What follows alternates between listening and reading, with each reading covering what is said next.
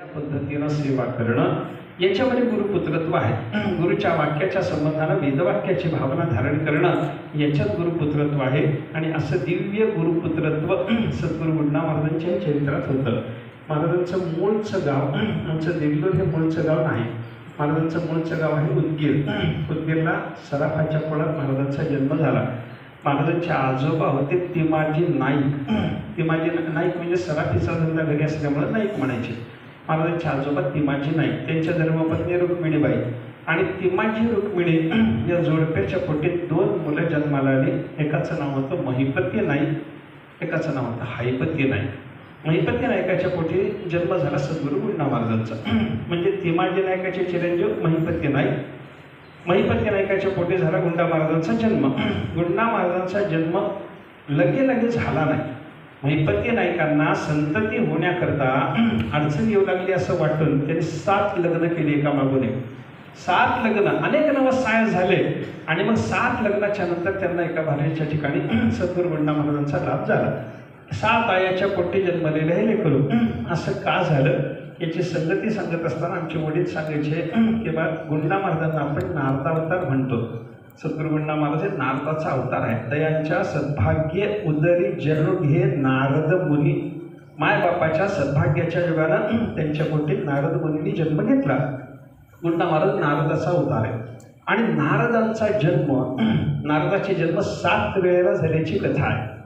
नारदाचा जन्म 7 वेळेला झाला. ते गंधर्वाच्या कुळात आले, एकदा त्या दासीच्या पोटी जन्माला आले, मग देवर्षी नारदाच्या रूपाला आले. असे होता ते आलेले असल्यामुळं त्यांचे 7 वेळेला जन्म झाले.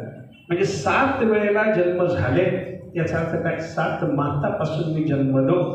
हे नारदांना इथे गुंडा महाराजाच्या रूपात हे सुचवायचं होतं. आपलं सप्त मातृजन्यत्व दाखवण्याकरता म्हणून त्यांनी आपल्याला 7 माता दाखवल्या. म्हणजे महिपती नायकाचे 7 लग्न झाले आणि मग गुंडा महाराजांचा अवतार झाला.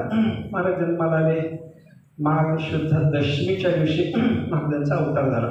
तर का माघ शुद्ध दशमी रविवारचा दिवस 1675 शके 1675 श्रीमुख नाम संवत्सरी माघ शुद्ध दशमी रविवारी गुंडा महिवरी अवतरले असं महाराजांच्या संबंधाने चरित्रात वर्णन आहे. महाराजांचा जन्म झाला, बालपण सुरू झालं. बालपणात सुद्धा परमार्थाच्या श्रीला महाराजांच्या असायच्या. लहान लहान मुलांना जमा करायचं, देवपूजेचा खेळ, कीर्तनाचा खेळ, दिंडीचा खेळ, अशा पद्धतीचे त्यांचे महाराजांचे खेळ असायचे असं वर्णन आहे. आणि मग महाराज 5 वर्षाचे झाल्याच्या नंतर त्या परिसरामध्ये मोठा दुष्काळ पडला. आता दुष्काळ पडल्याच्या नंतर पीक पाणी नाही, लोकांना उद्योगधंदा नाही, त्याच्यामुळे चोऱ्या माऱ्या वाढल्या. आणि चोऱ्या माऱ्या वाढल्याच्या नंतर यांचं जर संपन्न होतं, सराफाचं घर, वंश परंपरागत सराफीचा धंदा घरात असल्यामुळे बरीच संपत्तीचं रक्षण झालं पाहिजे. या परिसरात जर आपण राहिलं तर चोराचा उपद्रव झालेला आहे. मग काय करा, ती संपत्ती घेऊन महिपती नायकाने असं ठरवलं की आपण आता स्थलांतर करावं, दुसऱ्या कोणातरी गावाला जावं. मग दुसऱ्या कोणत्या गावाला जायचं, तिथं जाऊन आपला काही संबंध असला तर तिथं आपल्याला आधार मिळतो. मग देगलूरला त्यांची एक बहीण राहत होती. त्या बहिणीच्या आधारानं महिपती नाईक देगलूरला राहायला आले आणि इथंच त्यांनी घर केलं, इथंच ते राहायला लागले.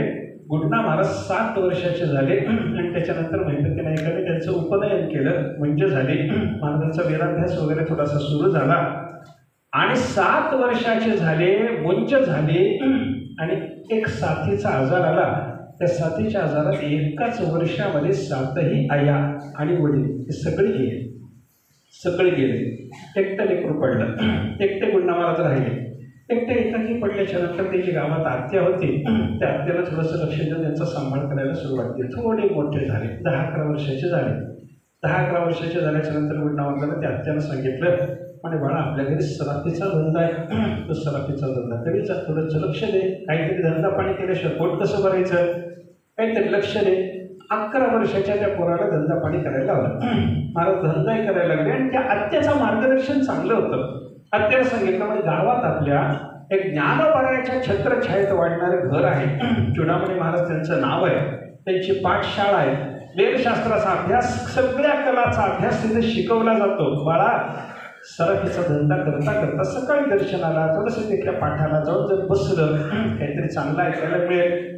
मग गुंडा महाराज काय करायचे, सकाळी उठायचं, सगळे नित्यनियम आपला आटोपायचा, देवाची पूजा वगैरे करायचे आणि मग दुकानाला जायच्या अगोदर गुरु महाराजांचं दर्शन घ्यावं म्हणून चिडामणी महाराजांच्या घरी जायचे. महाराजांचं दर्शन घ्यायचं, पाठ चालू असायचं, काहीतरी तिथं बसायचं, थोडं श्रवण करायचं, गुरुजींना विचारून परत आपल्या धंद्याला लागायचं.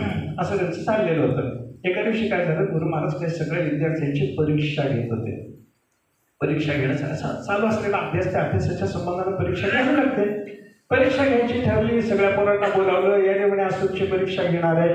आणि गुरु महाराजांनी जो एक प्रश्न विचारला, त्या प्रश्नाचं उत्तर विद्यार्थ्यात कोणालाच देता येईना. झालेलाच अभ्यास असतो, पण गुरुजी एखाद्या वेळेला अशा खोचकपणाने विचारतात की ते सरळपणाने विचारलेलं नसल्यामुळे झालेलं असताना सुद्धा हेच याचं उत्तर आहे, कोणाला सांगता येत नाही. उत्तर माहिती असतं, पाठही असतं, पण प्रश्न विचारण्याची पद्धत अशी वाकडे तिकडे असलेल्या गुरुजीची, मग काही सांगता येत नाही. ते विद्यार्थ्यांना काही सांगता येणार तेव्हा सगळे एकमेकांच्याकडे बघायला लागले. काय बाबा याचं उत्तर काय द्यावं, गुरुजी तर परीक्षा करता आपल्याला घेऊन बसले, काही उत्तर देता येत नाही. असं सगळे शांत बसलेले असताना मुंडा महाराज बाजूला बसलेले असताना त्यांनी गुरुजीकडे पाहिलं, हात जोडून विनंती केली, गुरु महाराज या प्रश्नाचं उत्तर मी देऊ का म्हणलं. हे आनंद झाला गुरुजी. अरे सगळे विद्यार्थी नुसतं येऊन बसून ऐकून जातो, थोडा वेळा करता उत्तर देतो म्हणतं, काय बोलतो ऐकावं तरी.